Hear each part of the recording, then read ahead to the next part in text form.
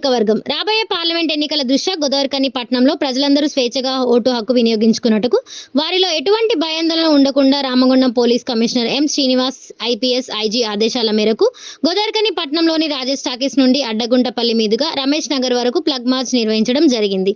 ఇట్టి కార్యక్రమంలో గోదావరిఖని ఏసీపీఎం రమేష్ పాల్గొని ఈ సందర్భంగా ఆయన మాట్లాడుతూ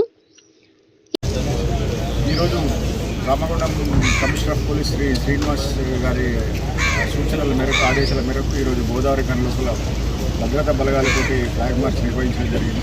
ప్రతి పౌరుడు కూడా స్వేచ్ఛగా తన యొక్క ఓటు హక్కును వినియోగించుకునే విధంగా వాళ్ళకు కాన్ఫిడెన్స్, వాళ్ళకు మనస్థైర్యం నింపడానికి ఈ ఫ్లాగ్ మార్చ్ యొక్క ముఖ్య ఉద్దేశం. ప్రతి పౌరుడుకు రాజ్యాంగం కల్పించిన తన హక్కైన ఓటు హక్కును నిర్భయంగా స్వేచ్ఛాయుత వాతావరణం లోపల వినియోగించుకోవాల్సిందిగా కోరుతాము.